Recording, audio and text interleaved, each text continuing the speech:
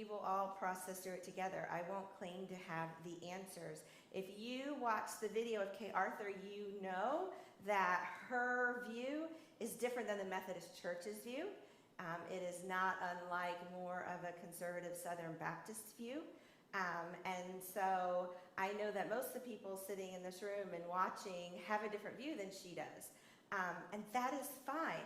I actually was on a walk with Rachel the other morning. We were kind of processing through that. And I'm like, it's actually cool that the church can be a place where we can listen to someone with a very divergent opinion. And they can take the time to tell you how they got there. And you can look at them and say, I really disagree, but I'm still going to use your curriculum. I'm still going to respect you. And so that's kind of where we are at with that. So we will talk just for a few minutes. Hello, my friend Leslie. I didn't know you were joining us, but I love the fact that you are. Yay. Okay. Two people who said that I better be here. Yeah. Very, very good. Does she have a workbook, Mom? No. Do you have a workbook? Check Cindy Palmer's office. We had some extras so she could see where we are at today. Okay, so that is my plan. Like I said, I can't answer all the questions because there are as many opinions on women in leadership, and what they can and cannot do is there is time in a day. So, but we'll do our best. Anything we need to pray for. Like I said, Kristen's recovering. Nivea is recovering from surgery. Is there anything we need to pray for before we jump in? Miss Leslie, if y'all haven't met her, Leslie, if you're on Zoom, I know you can't see her, but people in the room can see her. Yes. I have a telephone interview for the first time in 6 months. Yay. Since I lost my job. Okay. On Thursday. Okay. So pray that the Lord blesses me with a job, but the right job. I have been unemployed since May. All right. And so I just want to make sure I get a job, but the right job. Right. I have a phone interview for the first time in 6 months. So. Cool. Hey, people on Zoom, those of whose faces I can see, can you hear her? Thumbs up? You? A little bit. A little bit. Okay, so let me repeat. Leslie has a phone interview, and she's just praying that she's led to the right job for her. She's been unemployed for 6 months, so we'll pray for her. That is, when is that interview? Thursday. Thursday. Okay. So, hey, Miss Heather and friends, come on in. You can sit wherever you want. Obviously, there's more lights on here, this side, but that side, but I know you like that side. Okay, so I'm going to go ahead and start and pray. Oh, sorry.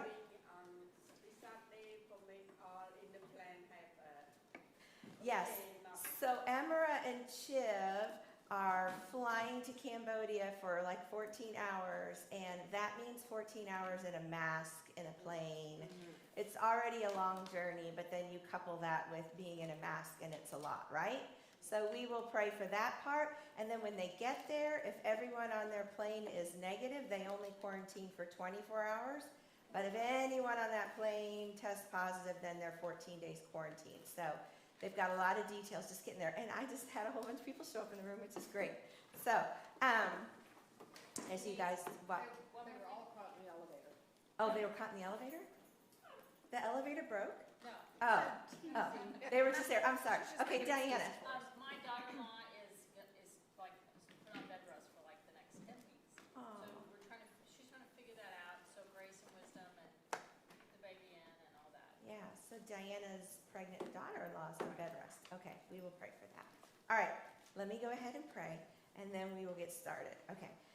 God, thank you so much for this time to spend in your word. We are always in need of you, but it just seems as 2020 draws to somewhat of a close, and we're in the middle of an election cycle, and there's just so much unknown, God. It just seems that our need of you is even more pronounced. So, God, we just say, help us. We need you. We need your presence. We do pray for Leslie as she has a phone interview, and we know that she's a job, and you are her provider, and I know that you are her peace, but I know she is also needing a job. And so I just pray that you will make it really clear to her if this is the right fit, and if it is not, you will just continue to be her provider and her peace as she waits. God, I do lift up to you Nivy and Kristen as they are recovering from surgery. I thank you that you kept them safe. And even though both experienced some complications, God, that you will just continue the healing process and they will completely and quickly heal, God. We lift up to you Diana's daughter-in-law who is on bed rest with a toddler.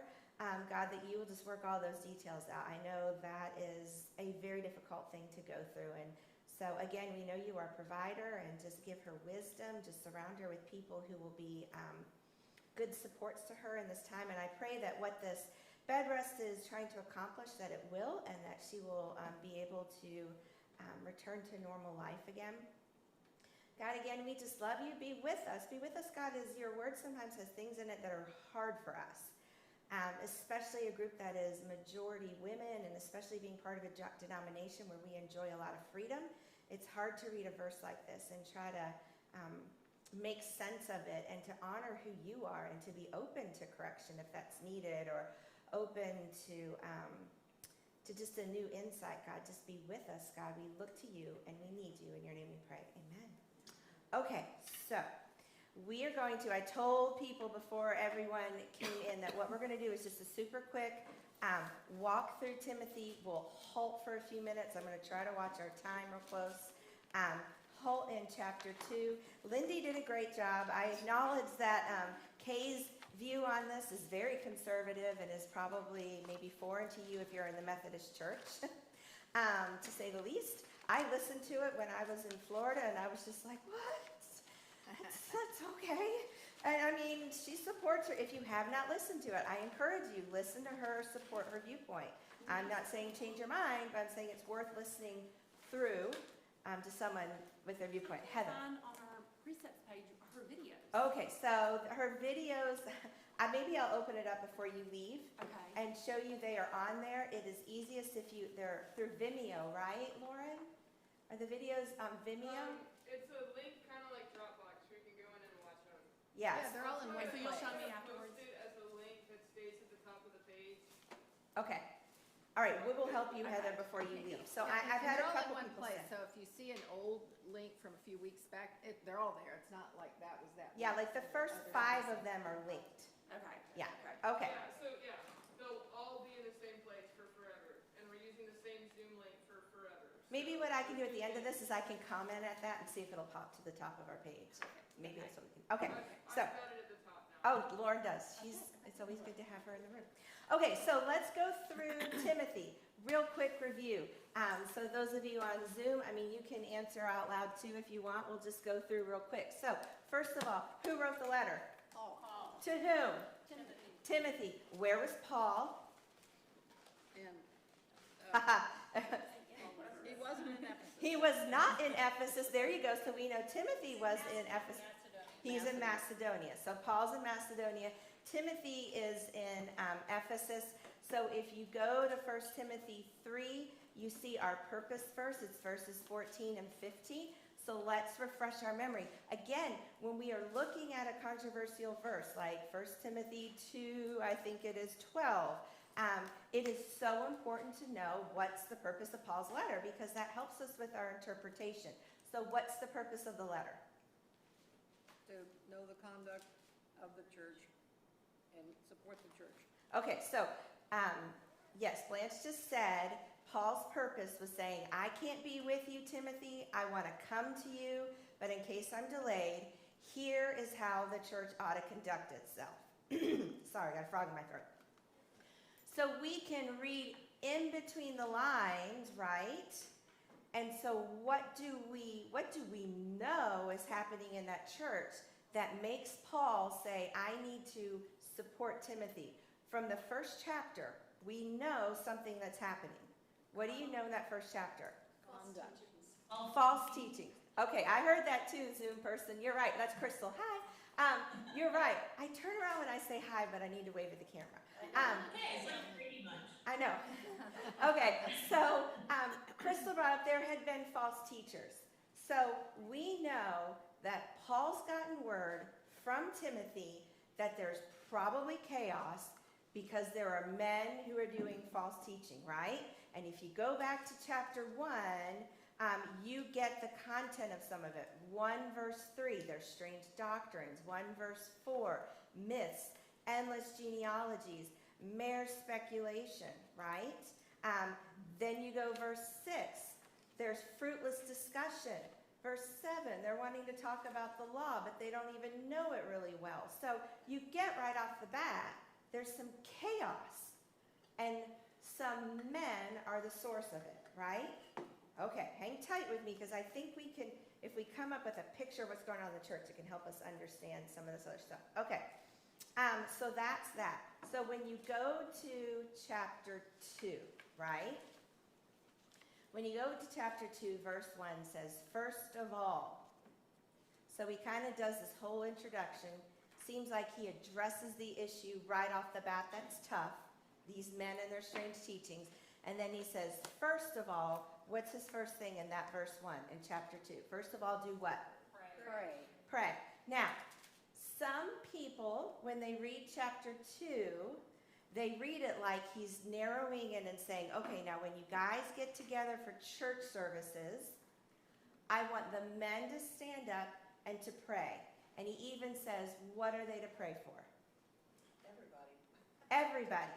Special attention is given to what group of people, though? Authorities. Not kings in the church, but political authorities, right? So he says, when you gather for your, I'm kind of reading between the lines, I like this interpretation. When you gather together as a body, make sure you are praying for the leaders. Because if things go well with them, it can bring you peace. Okay, so he addresses that. Verse 3, it's good and acceptable, right?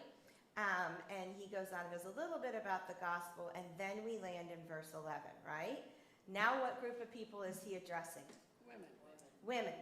And a little bit of men, right? So I think, this is Denise, I could get to heaven and find out I'm wrong. Think he's narrowing in on when your body gets together, right? And there are men and women, there seems to be a situation going on. When you read between the lines, and you talked about with Lindy last week, what's, if you read between the lines, what could be going on between men and women? The women are the men are listening to the women. The men are listening to the women, says Blanche. Anyone want to expand on that? Sort of like they're taking the lead, or, Crystal, I like you that, know, because it seems like some Yeah. of them at the time are taking lead, because then he's saying, I don't want them to lead. And by lead, you mean they're doing what? Influencing. Well, yeah, they're teaching, right? yeah, I think they're kind of telling the guys what they should teach. Right. Okay. So Paul's response to that for this body is what? What does he say then? Keep them. No. In here, and this is where we land on verse 12, and those of us women in the Methodist Church go, what? I do not allow a woman to teach or exercise authority over a man, but to remain quiet. This is when you get a bunch of different interpretations. And we can't go through every single one of them in class and talk about the good and the bad of it. But Kay, in her video, said, it says what it says, right? Is how her thing. And she goes back to the headship of a man is a head over woman, so that makes sense. And you know what? For hundreds of years in the American church and around the world, that was the case. In the Catholic Church, that is the case, right? In the Jewish body, generally speaking, up to that point, that was the case. And if you did any reading or research, you know that when you went into a synagogue, there was the men's section and the women's section. And the women weren't supposed to talk to the men. And it was like a man-oriented service, and the women were spectators, right? Okay. So where are y'all at with this? Well, he did, he said, I don't let women teach. Okay. He didn't say God doesn't let women teach. Okay, so yeah, so Crystal's reading into the word. It says I. Okay, Right. so how would that change things for you guys? That's a man's interpretation. It's Paul's interpretation. But I also think it has a lot to do with customs of the time and where he came from. Okay, so yeah, as good interpreters of the scripture, that's why I had us go back to that purpose verse, right? He's saying, I need to help you. I've read some things that said it could be the fact that Timothy was depressed, was upset, was experiencing anxiety, like things were not going well in Ephesus. If you know anything about Ephesus, it's centered on the worship in a temple, and Diana was the goddess, and the women ran the temple, and the men were like their little minions. They were castrated men. So this is a city where up to that point, religion was dominated by women. They called the shots. So can you imagine that then women come to Christ and walk into this body with maybe people that were Jewish and people that were Gentile? Can you imagine? So a lot of people say what could be happening is that women were literally coming in and dominating and telling the men to shut up and sit down. They're in charge. And the men living in that context were willingly being domineered. Some people say, if you go back to the word for woman and the word for men, that the word for woman is also a word that's used for wife, and the word for man is used for husband.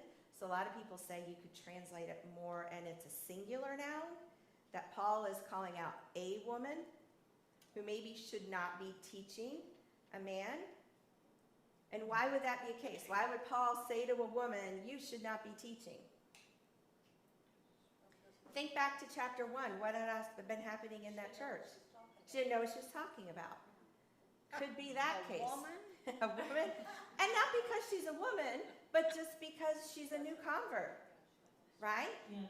That could be the case. Okay, other thoughts and questions. I don't want to spend too long, but I do want to make sure y'all get your thoughts, comments out when we process together. Well, was Okay, it, Denise, Go ahead, Dad. since I'm the only male in the room, Yes. All right. my conservative feelings is I tend to agree with Kay. Oh, However, it's fine. It's fine.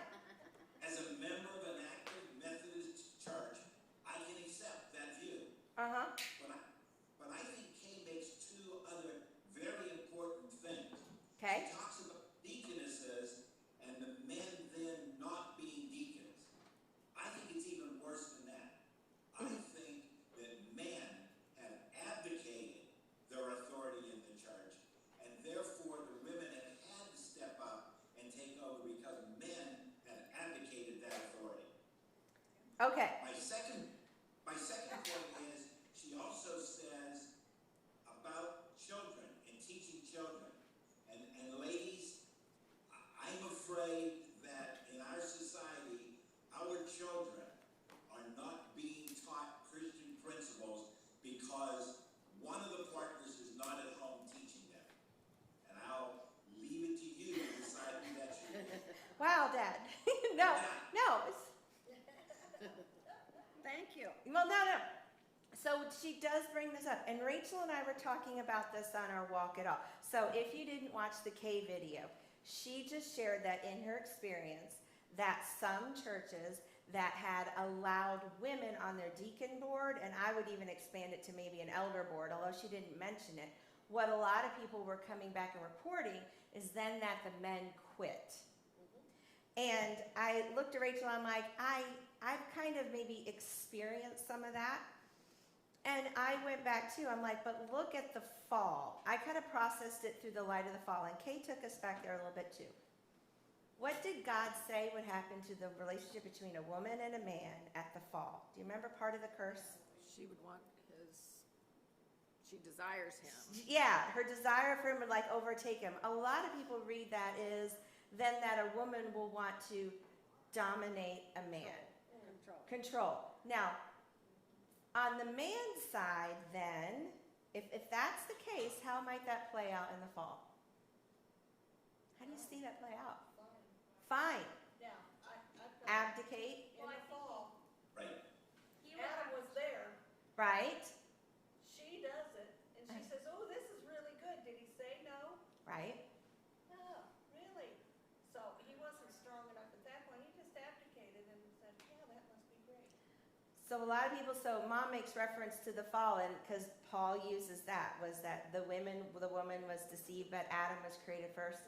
A lot of people also read that story other places. Paul does not say that woman sinned and man did not. in here, he's using that particular part of the story, I think, to build up on his argument, I would say, in this context, in this case, for what might be going on. I go back to, and it's kind of what Rachel and I talked to, we as women, as we are given, especially in this context, in this day and age, we are given opportunity to lead. In the Methodist Church, I'm thankful for that. But I know as a woman, the thing I'm going to be, and the fall tells me that, is there might be times I'm going to buck authority just because it's a man. I'm going to go ahead and admit that. Like, there are times my husband's like, Denise, I don't think we should do that. And I'm just like, no, I don't want to agree with you. Why? Because I just don't want him telling me what to do. And I think you see that in the fall, that God said that. That's part of it. That's part of sin. We have issues with authority. Women, but all of our culture does at this point. And so I think we as women, then when we're given a chance to be leaders, doesn't mean you don't lead. It just means I got to check myself and go, when I want to buck against what someone else says, is it because I just don't want somebody to be right because he's a male or he's older or she's older or whatnot? Am I willing to be submissive at the right points? And for men, Dad, you bring up a good point. For men, I think the temptation is to be like, fine, I'm done here. Y'all take charge. I don't have to do anything. I think we see that happening in our men. And I think we as women can also say, but I desire you to lead well. I think God did create men to lead well. And we need to support that however that looks like. That's my 2 cents on that. Any other thoughts? So Dad brought that up. What other thoughts do y'all have? I'm going to give us like 4 or 5 more minutes and then we'll move on.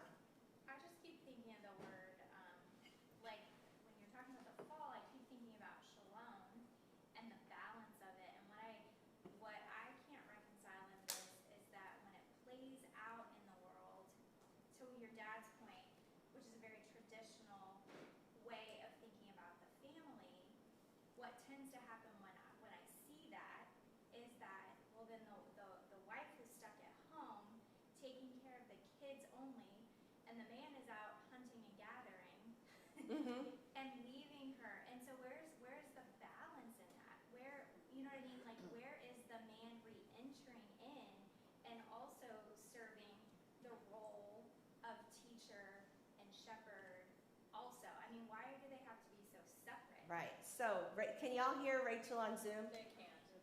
I don't think. Little bit? Okay. So Rachel was, I'm going to reiterate, I'm going to try to shorten it. Rachel was saying, so in that traditional view of a woman staying at home and raising the kids and the husband out, what we often observe in our society is then the man like disconnects from anything that has to do with raising the kids. And they're out providing, and then that's their job, and the woman's left with the kids, and there's no coming together as a team. And you use the word shalom or peace. And I think that goes with the passage we see in Ephesians, whereas a man's supposed to be a nurturer to his wife and to support her in whatever role. I think we're seeing the result of the fall playing out in relationships, and it has its effect on church governance. And I personally, I'm going to see if I can link an article that Bentry did, where they did the elders took like a year to research and read and pray about women in leadership, because they did not have women on their elder board until about 4 years ago. And they wrote like a position paper on it. I love it because you get the sense they're working toward that piece. How can men and women serve together? If a woman has leadership gifts and teaching gifts, how can a church support that and still honor God's design? How can we work toward that shalom or peace, where women don't dominate and men don't say, well, I'm not going to lead? How can men be strong women leaders and women also be strong leaders? How can we be all of that? And it's hard work. I think in the churches that have chosen to do that, it's hard work. It's not easy. And it might be the harder work than just saying we're just going to exclude women from any role like that. Lauren's got to add. I knew she would. She's so good. Two counterpoints just for discussion. If women are easily deceived and shouldn't be teaching men, why do we entrust them to teach children who are even more vulnerable? If that's, if men are supposed to be the leaders and they can distinguish truth, but women can't lead them. Right. But we let them lead children who have no ability there's a lot of holes, right? The ideal is that mother and father both have the responsibility for training their children, and it's not one or the other, it's not lopsided. And I think it's the same in the church. Spiritual mothers and fathers have the shared responsibility of taking care of the church Right. and making decisions together. So who did we see that in? Y'all saw an example in last week's study. You saw a husband and a wife together help another church leader. Who was that? Priscilla and Aquila. Priscilla and Aquila. So that's the thing, even as we read Paul saying this, you also see examples of where women did correct, right? And we're part of that, and we're a team, and I that's think, what Bentrey calls it, is shared leadership. right, I like shared That's leadership. the thesis. So I'm with you, okay, go ahead, Lauren. Well, just the other point is that coming out of the Jewish context where men were exclusively the leaders, the early church didn't have a problem with the lack of male leadership. They didn't have a problem Right. with the lack of men abdicating. Right, Paul intentionally, and you see Peter and the other apostles intentionally bring women into their leadership. They don't distinguish, you're a deacon, you're a deaconess. It's the same Greek word. right, The same responsibility. They're both co-workers of Paul. Paul lists, it's not quite half of the people he lists as co-leaders are women, but it's close. And for that day and age, that's significant. So they didn't have that problem in the early church. They chose to incorporate women, and they chose to incorporate women at the highest levels of leadership. When you look at Priscilla, when you look at Junia, who was considered an apostle with her husband in Romans 16. So right. I just don't see those. I think we bring a lot of our own cultural perceptions into this text. Right. And it's hard to know exactly, we can't know exactly what's happening in First Timothy. Right. But making a specific statement about a specific event 2,000 years ago and applying it globally to exclude 50% of the church from their gifting and calling seems like a massive oversight to me. And that was me when I was on vacation with John last week. I'd just sit down at dinner and be like, I just can't wrap my head around taking this verse and making it the law of the land for all time. I'm talking about verse 12. I'm like, because it feels, to your point, Lauren, you're listing all the reasons why it feels just really haphazard, like why that one thing. And so Bentry makes, I'm going to link that article because they do a good job of how they think through it. And they said, you could choose to take this very restrictive verse and overlay it over everything, or you can take the things that are less restrictive, Priscilla and Aquila, Junia, and you can say, okay, then why is this so restrictive if we see so much freedom in other places? Does that make sense? So that article that Bentry did a great job of, they're like, we choose to take the less restrictive things and go, then why was he so restrictive here? Lindy. Well, first of all, I played it safe last week because it wasn't my class. Oh, you're very kind, but you didn't We were need to. quick, weren't we? We were done and on to the video. I know, I'm going to have to speed up the rest of our lesson today, but it's good. Sorry. No. But you kind of touched on this early on, where they're bringing Jew and Gentile together. There are a lot of statements in here, for Paul to even say, I don't, what is it? I want women to this, or I want. Right. He's a Jew, speaking to the Jews, saying, you know what, I want these things, but he's also trying to help them begin to blend, where the Jewish people may be just saying, oh gosh, if a woman ever speaks up, it's horrible. Right. And other, the Gentiles are coming in and they're just fine and they have all this freedom. If you look at all of these kinds of instructions, which is exactly what he tells Timothy, this is what he's doing, it's about bringing peace and harmony and really bringing two groups with very different, views together. And so if you kind of read them in that light, more along an advice and than just an edict. Also, I thought the video last week was a little bit odd. There was one obvious editing place where they just took a chunk out, right? Yes. And but I've heard Kay on this topic for years, and because she does so much teaching, and really the spot they edited out, I don't know if it's because she was getting emotional, but it was just weird to me. Because she teaches men all the time, and yet she holds this view. But I've heard her cover it better than she did last week's video. I don't know what was wrong there, but where she's really grappled with this because of her role, and yet it hasn't hindered her from going ahead and training men all over the world and doing what she does. And so I've also seen where, not to pick on the Baptists, but they're so rigid about this. I've seen Baptist women teachers say, now, I'm only able to do this because my husband is my covering and he's right there and he's, Yeah.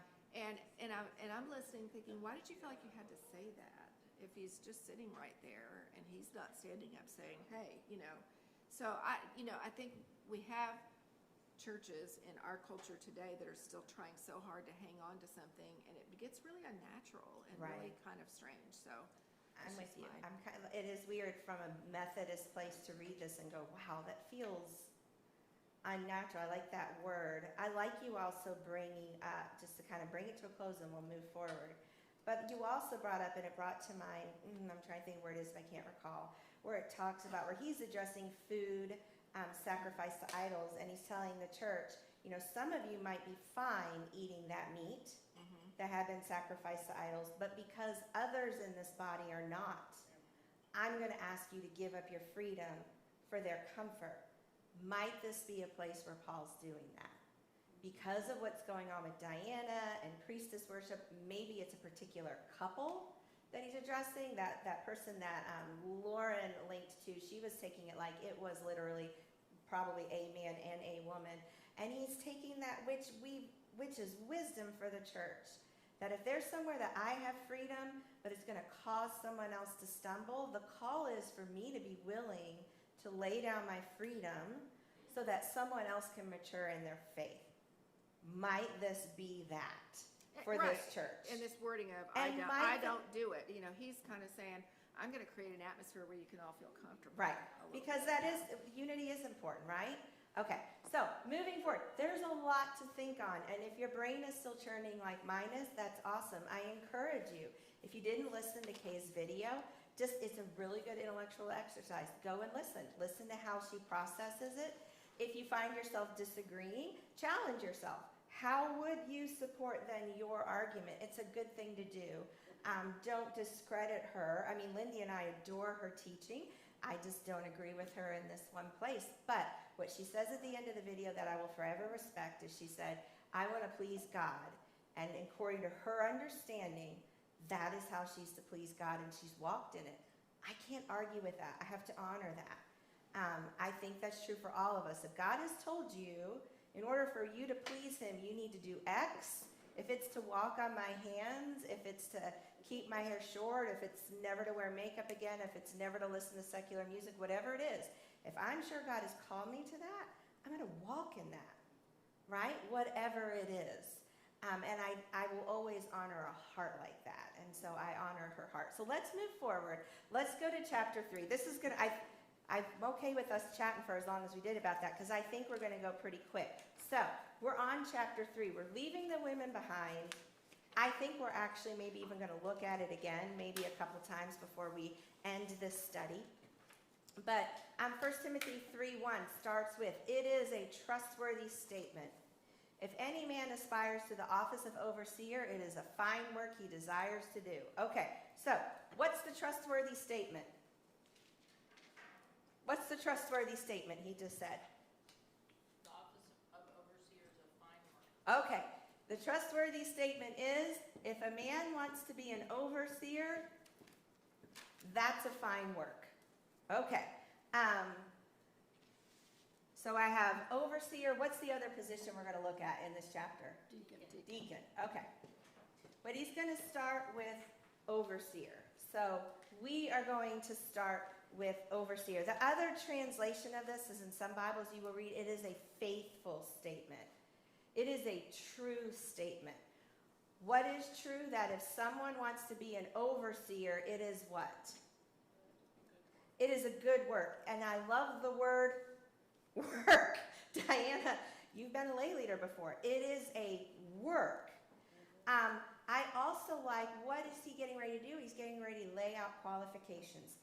What he's not saying is just because you're a man, you're qualified.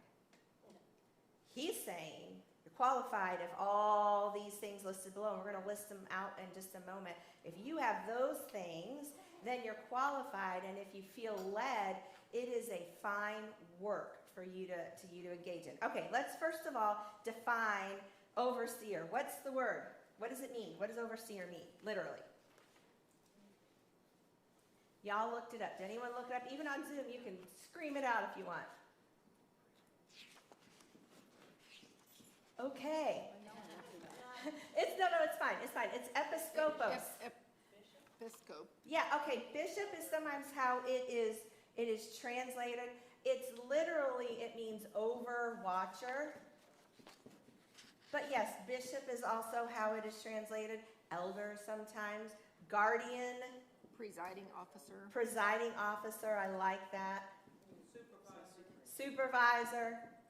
A man called by God to literally keep an eye on his flock. I like keep an eye on. I think of, and it's not the same word, but I think in the Old Testament where it talks about the night watch, talking about people that would stand on the wall and just look at the lay of the land so that they could warn the people inside the wall if something's coming. I think of that kind of a position. Okay, so one who watches, and I like, Sarah, that you brought up that God appoints them to do it. Okay, so verses 1 to 7 then lists, and I'm going to write as quickly as I can, but y'all had a chart, and that was on page, I meant to tell you, 51 and 52 in your workbook. You already did this, so I might not get every word down, but just go ahead and call out, what are some of those qualifications you have to be an overseer? Go. Above reproach. Above, oh, in unison, above reproach. What else?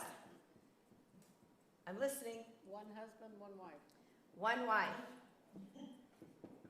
I'm going to do one wife. I know husband too. I'm hearing you, Blanche. What else? Able to teach. Able to teach. That's an important one. What else? Temperate. Temperate. What does temperate mean? Like cool head. Yeah. Cool head. Able to Yeah. go on. Like I think of like, you don't go super hot, you don't go super cold, you Yeah. kind of keep your head, Even right? keel. Temperate. What else? There's a lot of them, y'all. Prudent. Prudent. Yes. What are the nots? There's a couple of things they are not. They're not. Addicted to wine. Not addicted to wine. What else? Not given to, Violence. yeah? Pugnaciousness. Not violent, pugnacious. I might skip that on my board because I can't spell it. But what does pugnacious mean? To argue. Argue. They don't just like to argue. Quarrelsome. Quarrelsome. Ooh, maybe I have to add that. Not violent. I'm going to write quarrelsome. Easier to spell. What else? There's some I mean, important. not a lover of money. Ooh. What else? Gentle, peaceable. Gentle, peaceful. Manage his household. Ooh, got to get that one up here. Not a new convert. Ooh, okay. Is that in manages? Okay, gotcha. I knew it wasn't deacon. Yeah, it's in there. Okay, gotcha. Good reputation outside the church. Ooh, yeah. Ooh, I don't have any more room, so I'm good. Okay, now, Not conceited. Children under control with dignity. yes. Okay, look at the list. Good job. Look at the list. So, I like that Paul makes this point. Desiring the position, and in this case, I'm going to say it because it's here, being a man, desiring it and being a man doesn't mean it's your position. Those things mean it's your position. What do you think of that list? That's a perfect man. It's pretty tall. It is a perfect man. I'll follow that person. It's Jesus. It's Jesus. What about you? Anything stand out to you when you looked at it? Were you like, whoa, that's... What about the part about managing the household? Yeah. He kind of spends a little more time on that. He kind of justifies why that's on the list. Why does it say he has to be able to manage his own household? To please Can't his wife. manage his own house, how can he manage the house? Thank you. My mom just said it. If you can't manage your household, how are you going to manage? And what do you think it means to manage his household? In today's day and age, how would you interpret that? How would you know if someone's managing their household well? Pleasing your wife. Pleasing your, Blanche, well, okay, so Blanche, I'm gonna go a little bigger. Blanche said pleasing your wife. I'm gonna say a marriage that is healthy. Can I say it like that? Yeah, a healthy marriage. Marriage with children Your children are healthy. Okay, someone was gonna say something on Zoom. I was gonna say raising them in the faith. Yes, that's in there, that's in there. So I like, It also includes hospitality. oh, we didn't get that on the board, but you're right. Who offer to a spouse. You're right. So if you're hospitable, was that you, Jeanette? Yeah. Okay. So yeah, that, you bring up a good point, that to be hospitable means your wife or your husband, whichever it is, has got to go along with you, right? It's a team thing. I would think that if you're parenting well, you have to have the other spouse involved usually, right? A lot of you are like, yeah, it does take, yeah, when they're both present, that they're both there doing well. What else on those qualifications stood out to you? Let's go back to this. So what does it mean to be overseer? What did you gather? What does that job entail? Sort of the pastor or shepherd of the church. Yeah. Yeah. Cross references take us there. I put a red square around able to teach because it's not listed in deacon. But I think And you're able to lead. lead in what respect? We need leadership in a church to give it a vision and to keep it They working. lead by example. Lead by example. To lead it forward, not to be stuck. So we're talking about the big global thing. We're not necessarily meaning they can keep good books and they make sure that the doors are open on Sunday. We're talking the larger, like the heart of the church, maybe? Like a servant Like a servant? or the elders. Some churches call them elders. Yes, let's do that right now. Let's go to Titus 1. Let's do a little bit of cross-referencing. So if you go to Titus, which is after the Timothy's, right? And Titus was written to Titus. There's that, and it's Titus 1, There you go. and it's verses 5 to 9. So he's writing to Titus, and here we go. I'm going to read, I'll read it real quick. So Titus 1, verses 5 to 9. Listen to the title of the office and listen to the description. Okay, for this reason I left you in Crete. So we know he's somewhere else. That you might set in order what remains and appoint elders in every city as I directed to you. Namely, if any man be above reproach, husband of one wife, having children who believed, not accused of dissipation or rebellion. Now what word does he use? Overseer. So it makes it really easy to go, okay, yes, in this case, he's using elder and overseer interchangeably. He says, for the overseer must be above reproach as God's steward. I like he gets specific, as God's steward. Not self-willed, not quick-tempered, not addicted to wine, not pugnacious, not fond of sordid gain, but hospitable, loving what is good, sensible, just, devout, self-controlled, holding fast the faithful word, which is in accordance with the teaching, that he may be able both to exhort in sound doctrine and to refute those who contradict. I'm going to look at 5 and 9 because I like how it bookended it. In 5, he's saying, I want you to appoint elders. Why? Why does he need to appoint elders? You can peek ahead at 9. But I think if you read 5 and 9 together, that's a nice little bookend. Why elders? Faithfulness. I mean, you're holding something. I like that. What I was just thinking is that these weren't qualities that are in the apostles. There's no way that an apostle could have this list necessarily because their role was to go from place to place. Uh-huh. But it's really calling out a specific person that's settled, that's not going anywhere, that's going to just keep that day in, day out. And that person has been trained to do that because they've done that in their own life, self-leadership. Yeah.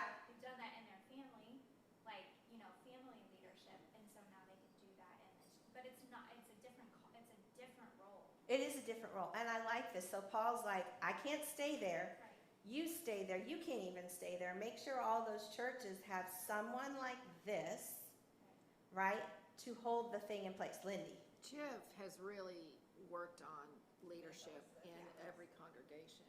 Yeah. And when he goes, that's who he trains and works with and, spends time with. And then even within that, he has one kind of over them who, who then kind of checks on everybody. And just watching him set up that structure, like you say, Chip is it's more like the apostle there because he Right. isn't there. It's by phone. It's by occasional, face-to-face time.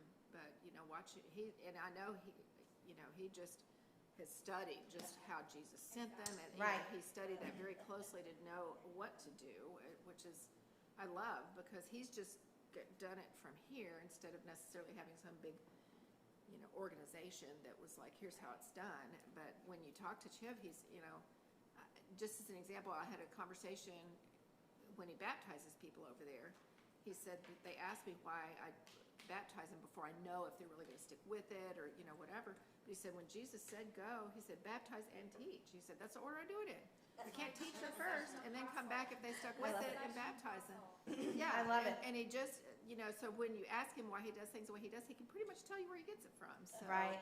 I love it. So, yeah, I think this makes it really clear that this elder is the one that stays, and I like verse 9, and Linda, you make reference. So Chiv is our pastor, if y'all don't know him, who has planted churches in Cambodia, and he can't live there, just like Paul couldn't live in Crete, right? And so he needs people to stick with that church and make sure, and I love what Lindy shared, he's looking at this list. He's not looking at their resume like, do they run a Fortune 500 company? Have they worked 7 other jobs? Have they worked in this industry or not? It's a heart. These are heart qualities, right? These are absolute heart qualities, and the skill is in verse 9. So there's heart qualities. A lot of these are heart qualities. This red box is a skill, and verse 9 in Titus 1 is skill. They have to be able to exhort how? And exhort. What does it mean to exhort? To call out or to teach. So they have to know their doctrine well. They have to be sound, right? Not given to extremes. You see that in a lot of this heart, right? They're temperate, they're prudent. They're not going to be given to extremes in their doctrine. They're going to want to hold forth the truth, right? So you have to be able to teach. And the second skill, you have to be able to refute who? It's going to happen in churches, y'all. I hate conflict anywhere, but especially in church, right? Huh? I am not an overseer. I'll be a teacher. I don't want to have to refute. But this overseer, the other skill, they have to be able to refute. So you have to be that. But isn't it interesting? They're not quarrelsome though. No. And Paul made a point. They can't be quarrelsome. They have to be temperate, but they do have to refute. So you can be both. You can correct people without being quarrelsome. Correct them with the word. Right. Right. And maybe that's why they have to be sober, not given to wine. Right? Not a lover of money. They can't be in it for the money. In these churches, when they're left alone, it could be very easy for an overseer to start skimming off the offering plate, right? Or to start doing stuff for money. And they can't love money. They can't be motivated by money. Doesn't mean they can't be rich, but they can't be motivated by money. Okay, moving forward. So Acts, we're going to skip that in the interest of time. Let's go to, hold on just a minute. Let me make sure we're in the right place. Well, I have a lot of cross-references, and we just can't go to all of the places.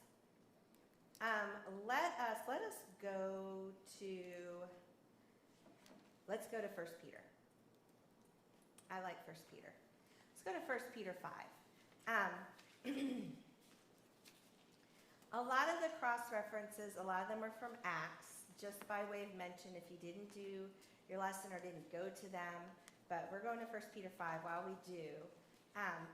In Acts, he brings up that situation in Acts 15 where some people have been doing some false teaching in these new churches, saying they had to be circumcised and follow the law. Y'all remember that? They were in Acts last year.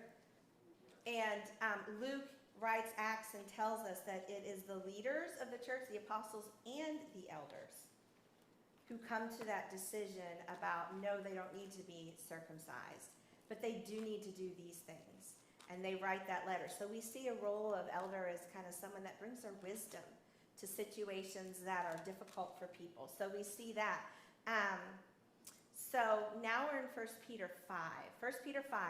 1 through 5 says, therefore, I exhort the elders among you as your fellow elder and witness of the sufferings of Christ, and a partaker also of the glory that is to be revealed. Here's their job description.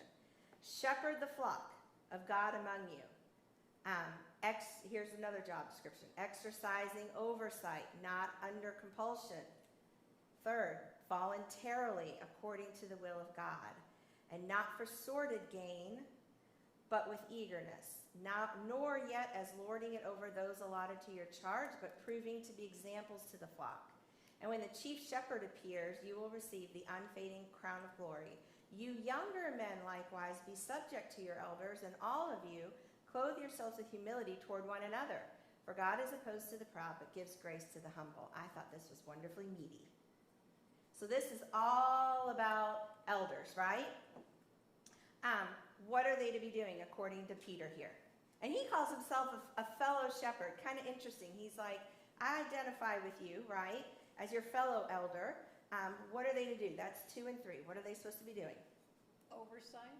Oversight. By doing what? And he gets kind of specific. Voluntarily doing something. Voluntarily doing something. Yes, you're voluntarily doing it according to the will of God, right? I like the end of chapter 3. Prove to be examples. Witnessing? Witnessing, yeah. How else do you see that job of shepherding, of elder, of being an elder to that flock?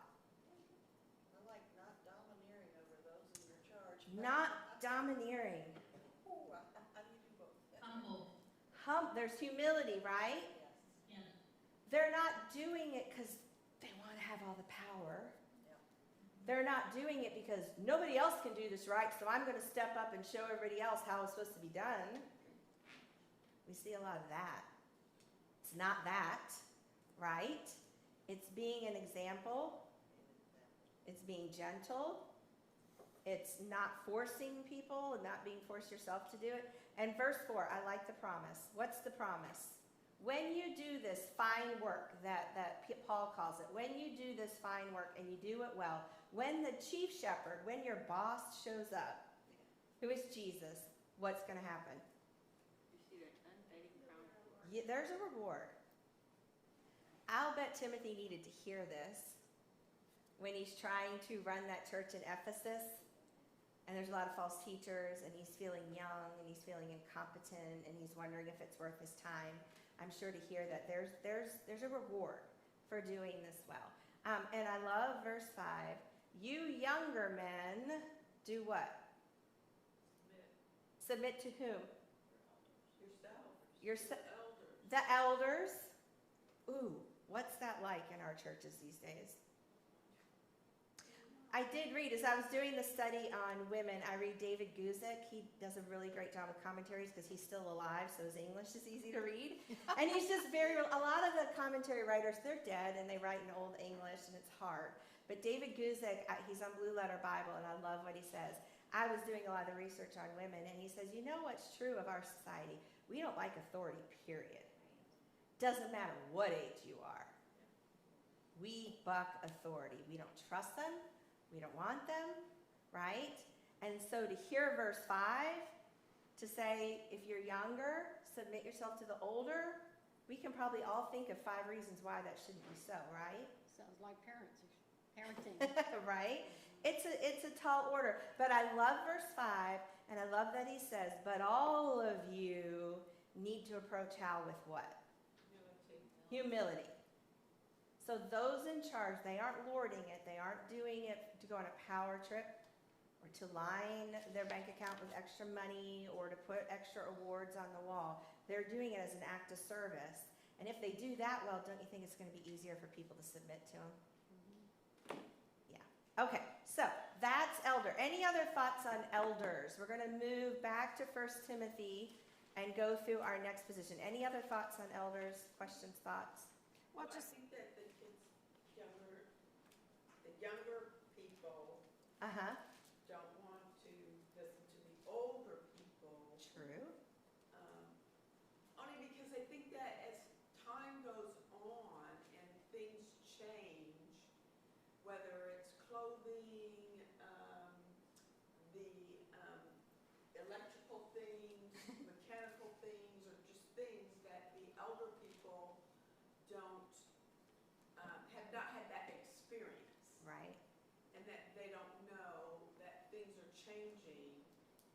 think back then, things were changing so quickly that people were like, well, you don't know what you're talking about because that did not occur when you were there. So how can you teach me something or show me something when you have not been through that? Isn't that always the thing that we say? Like, you can't talk to me about that because you haven't gone through it. Yes. It wasn't like this when you were raising kids. It wasn't like this when you were working.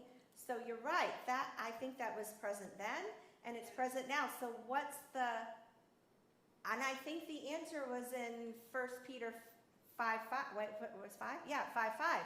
What's the answer? How do you do it then? Well, I don't know if this is the answer, but the word to me is lording.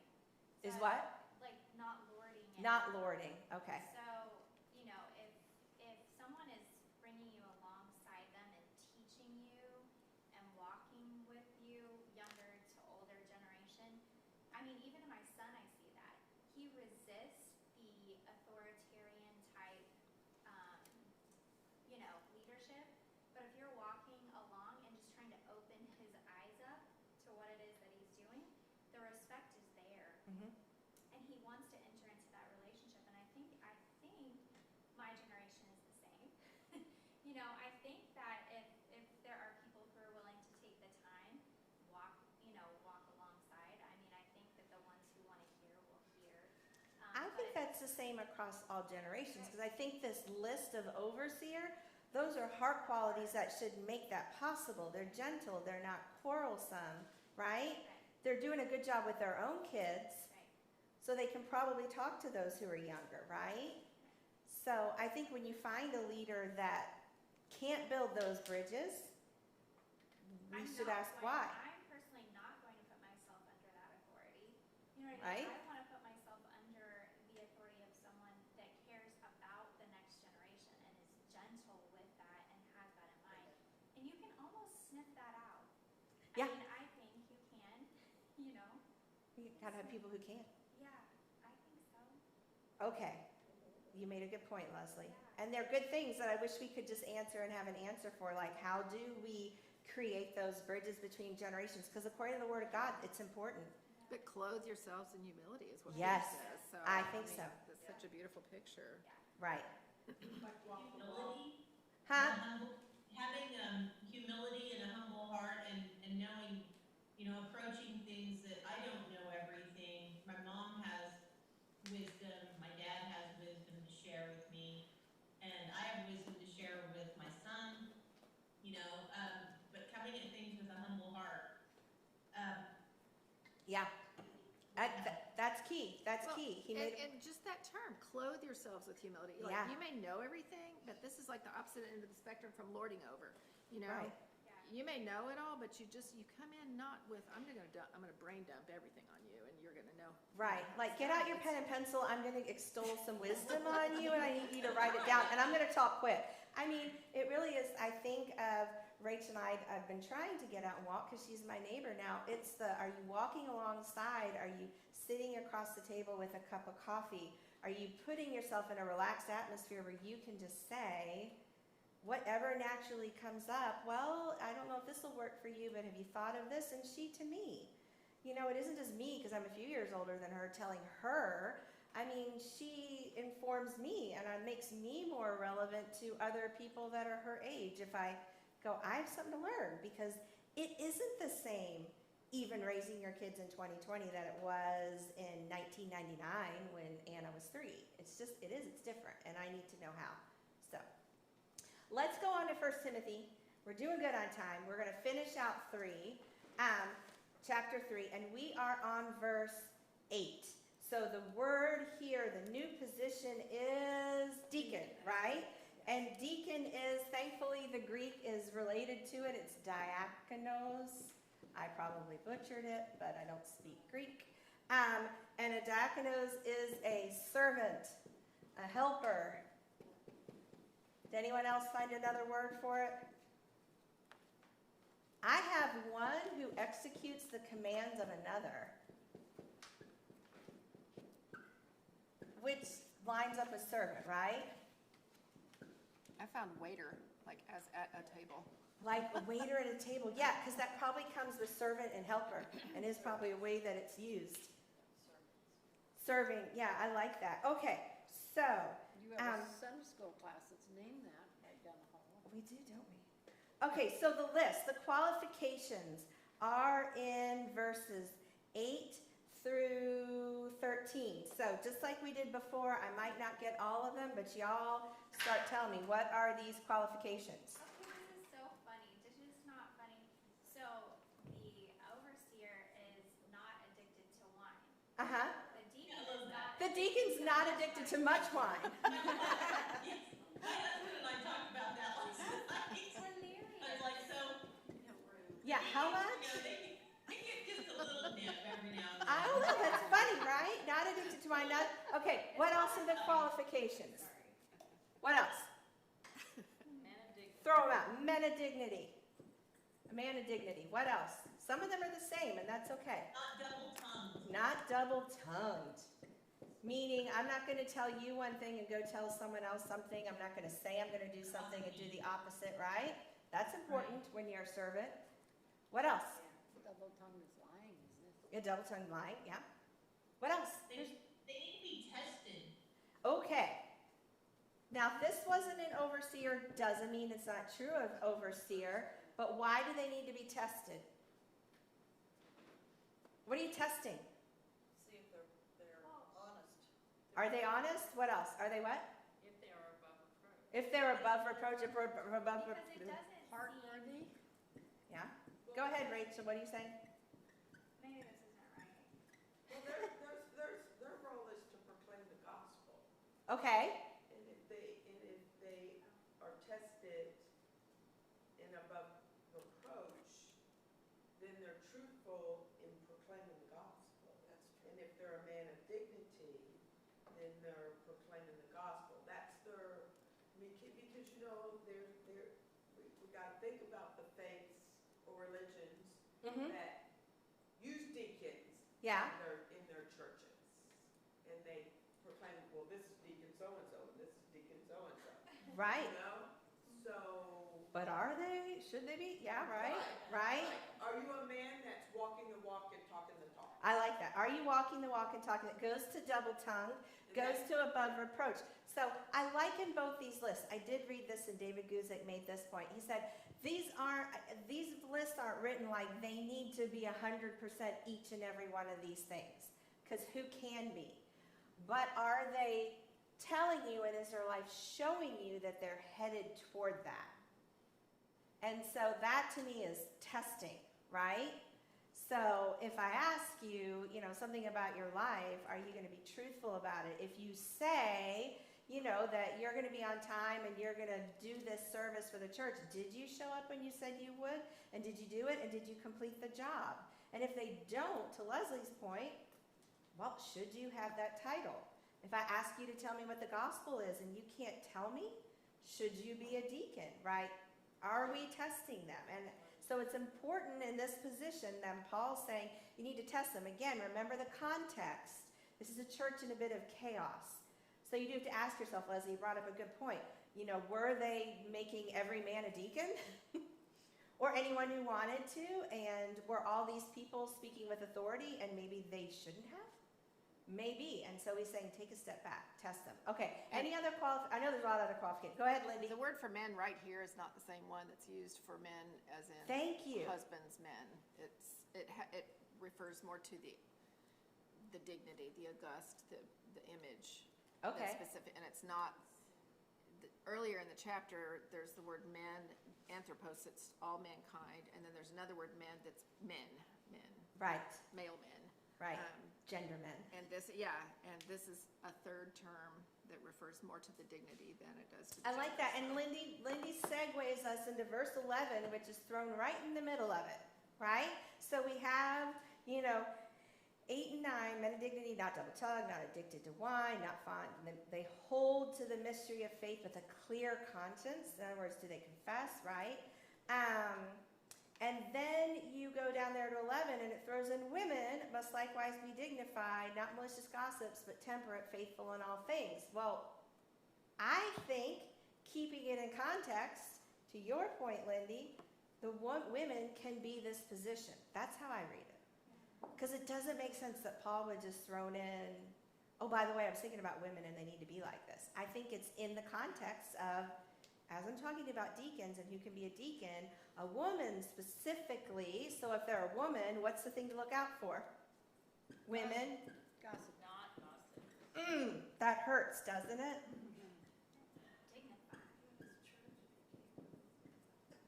Dignified, right? Woo, he knows women. Some people say he doesn't. I say he does. I say he does. Well, it's interesting because if an overseer is a man, don't you see the things that are tough for them? Quarrelsome, a little bit divisive, a little bit headstrong, want to lord things. That's a very male thing. And for a woman in position, what's she going to be tempted to do? Hey, did you hear what so-and-so needs? Why do you think they need that? I hear it's really tough at their house. I hear that. Did you hear? So-and-so asked for extra money for the church. I wonder if her husband's doing his job. I mean, can't you just hear women? And so he's saying in this case, if they're a leader, they can't be that. They need to be dignified. They need to give others dignity, just as they have dignity. So I like that. Okay, any other qualifications? I know I didn't get them all up there, but any other we need to hit? We hit them being tested.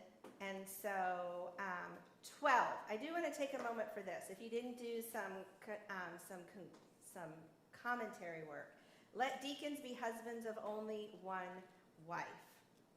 I grew up in a church where if you had been divorced and you remarried, you couldn't be in any position of leadership because they took that to be in your lifetime, you only had one wife. I do like the readings now that they're like, this isn't like a perfection, you did that, but it's like at that time, like you're not an adulterer, right?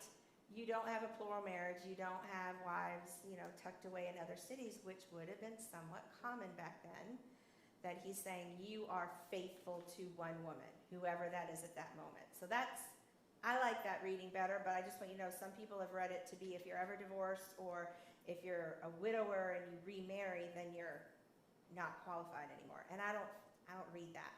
Okay. But then you have all of the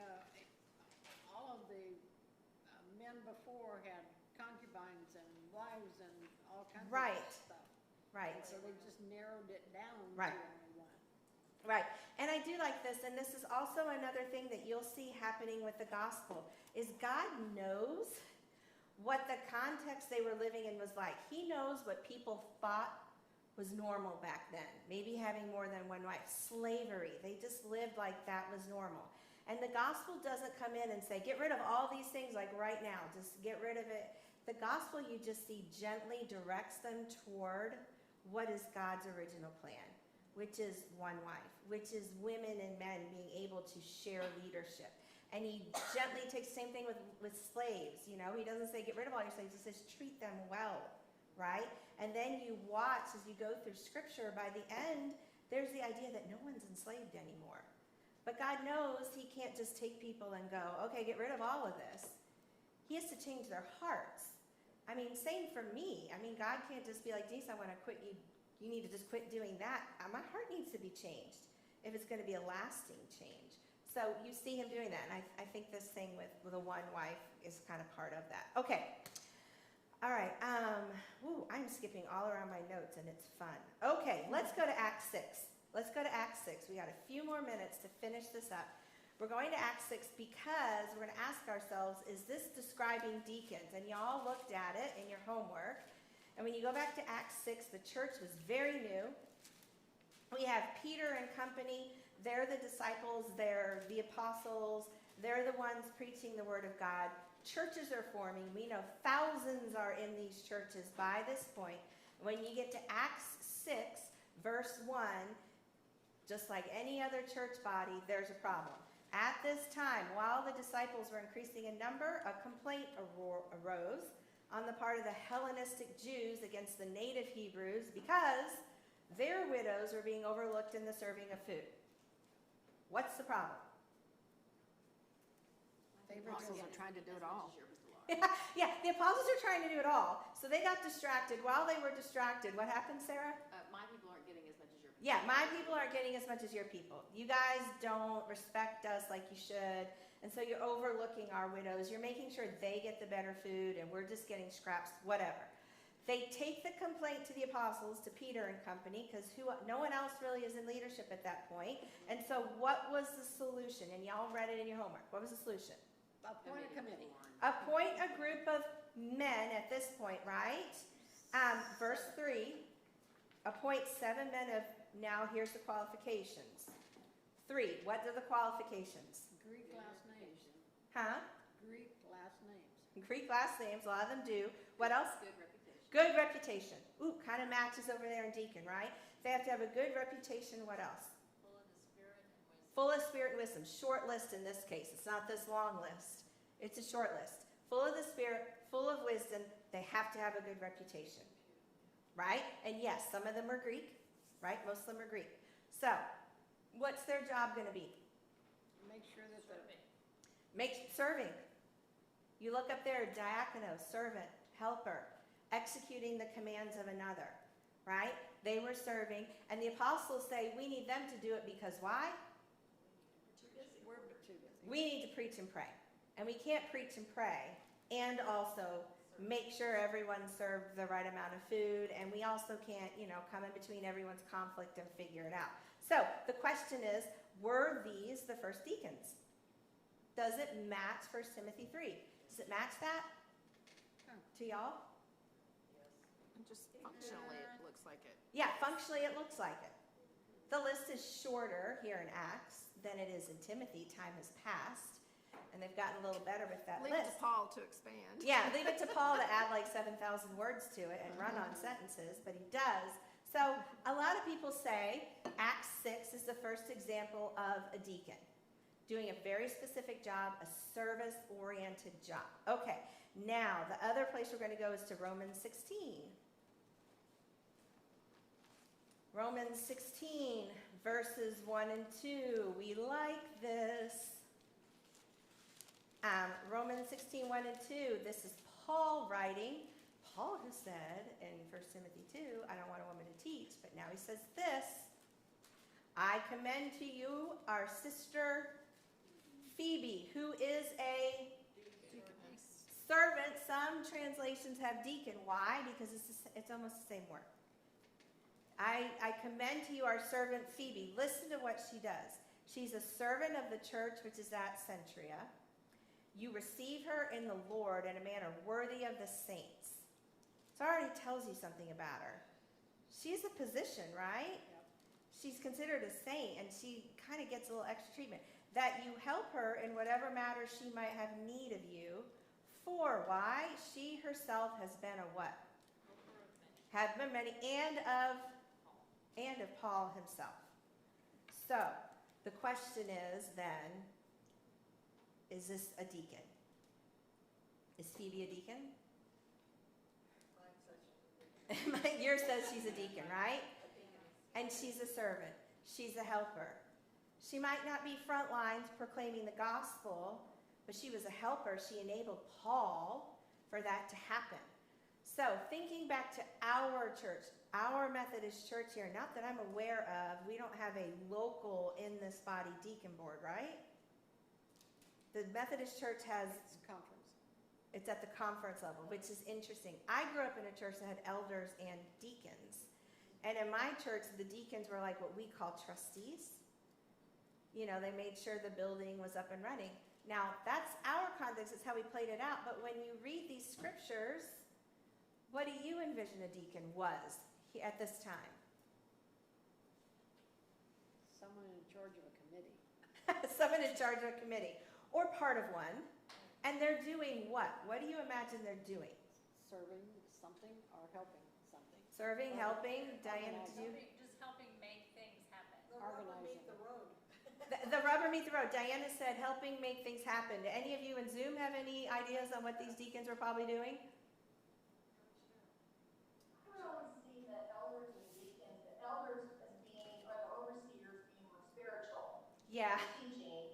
The deacon doesn't say he has to be able to teach. You are right. Jeanette brought up a good point. Teaching's not on the deacon list. So I think of a deacon as the guy who is running the food pantry. He's the He day-to, han- Yeah, he handles the day-to-day things, so, people come to the church in need of certain things, but he's not teaching. that's when I envision it, that's me. Like, the deacons are in the trenches, like, helping families in need, helping women in need, serving, and they're doing that so that the overseer doesn't get caught up in that minutia, and the overseer can prepare their message and the word, and they can declare that. And the overseer can go to the deacon and go, hey, I need this done so that I can go proclaim. That's just my brain. It looks a lot different these days, doesn't it? I'm not saying right or wrong or... Not necessarily.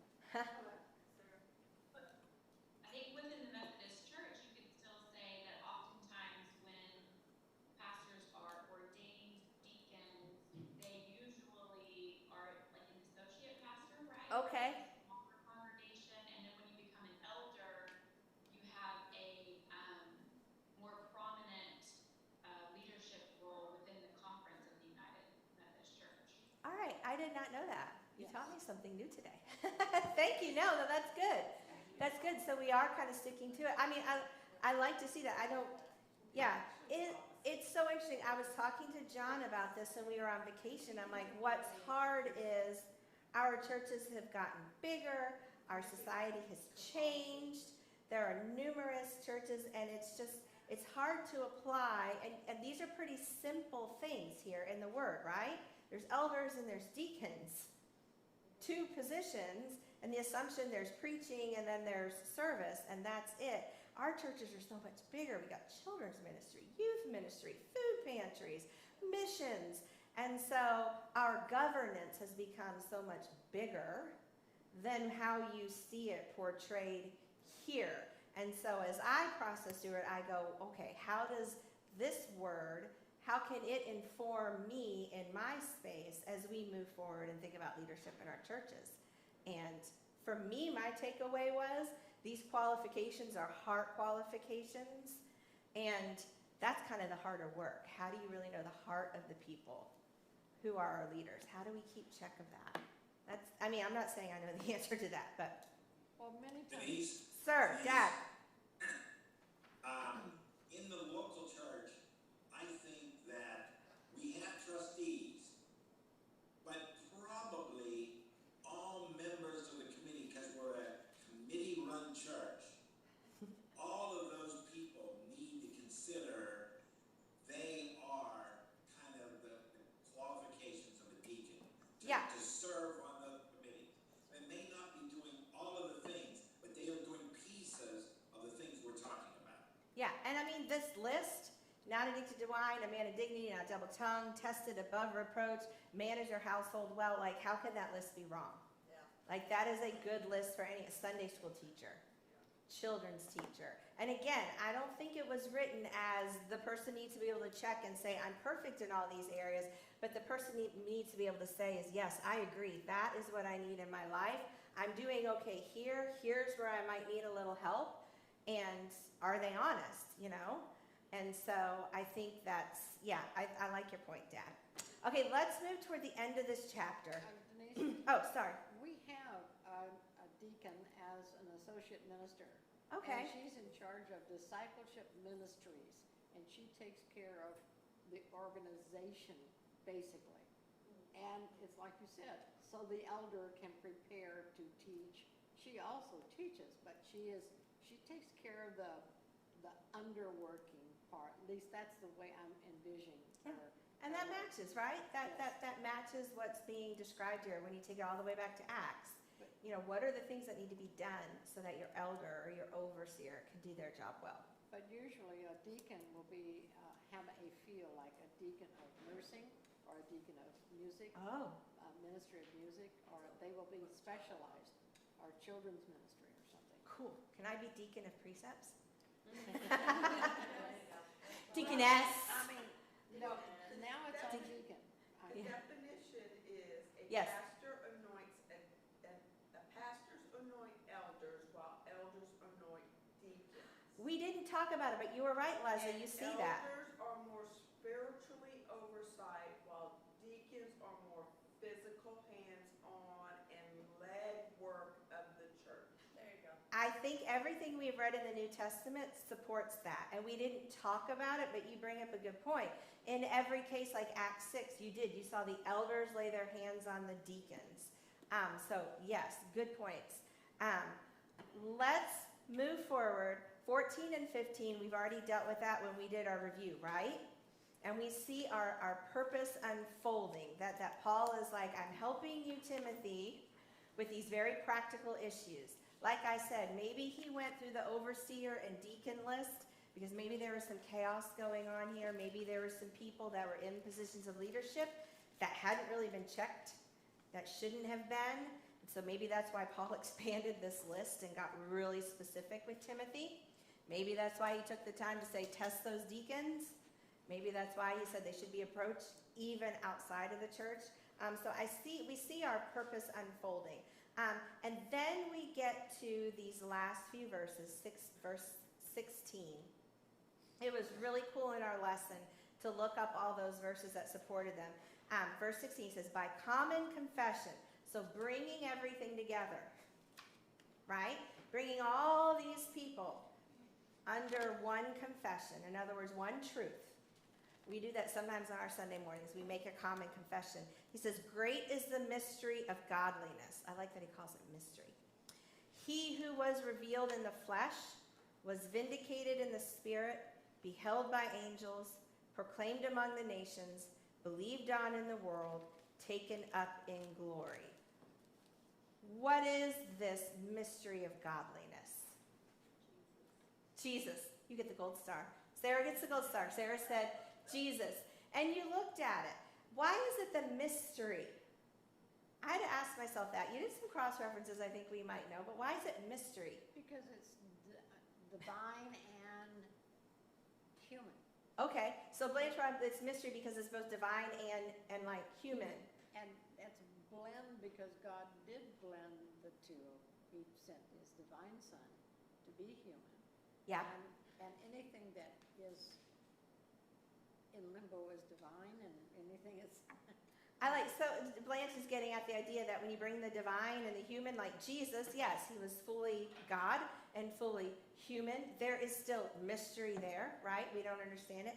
I think we saw some other, go ahead, Lindy. Well, the term really just means kind of something that's hidden to be unfolded. And Yes. that also speaks to Jesus, who was revealed at a certain time, and we can continually learn about him. I think Not the that other there's thing with, ongoing revelation, but just, he is something that we're continually and seeing. you read some verses that said, at the perfect time, God revealed his son. We also read some stuff about Paul saying the mystery of the church, which is Jew and Gentile together, right? So we also have that mystery, how they were, the two that were so separate, the two where the Jew wouldn't even touch a Gentile, somehow in Christ, they are brought together as one. Yeah, at the right time in the revealing of his son. Really cool verses, I think, the statement about godliness. It all centers in Jesus Christ, and it's cool to me to see Paul go, even in all this chaos of women's role, men's roles, who's going to be the overseer, how do you handle false teachers? He's reminding them the one thing this church needs to be about is Christ. And who was he? He was the one revealed in flesh. You have to believe. He was fully God, fully man. What else? He was vindicated in the Spirit, and you saw a lot about the Spirit being with him while he was undergoing his temptation, and also when he was baptized, the Spirit. He was beheld by angels. You saw references to in his birth. He was beheld by angels, proclaimed among the nations, true, believed on in the world, true, and taken up in glory. He ascended on that cloud, and so all those things being true. So that's the thing that's going to bring this body together. That's the end. Hey, y'all, we made it, even talking about women for the first 20 minutes. But is there any questions, comments, thoughts, something that you're like, I didn't understand this in my lesson, I need help, or something that, anything? Y'all are good. Anyone on Zoom? I don't want to overlook you. I hope you all had a chance to say stuff when you needed to say stuff. It was just It's all good. it was a long lesson. It was a long lesson. A lot of these are long, aren't they? Okay. All right, those of you on Zoom, we are going to take off. I know the video is uploaded for you guys whenever you have time to watch it. And then those of us in the room, we will get ready if you want to stay and watch the video. If not, we will see you next week. Bye, guys. Bye-bye. Wave to all you Zoomers. Bye.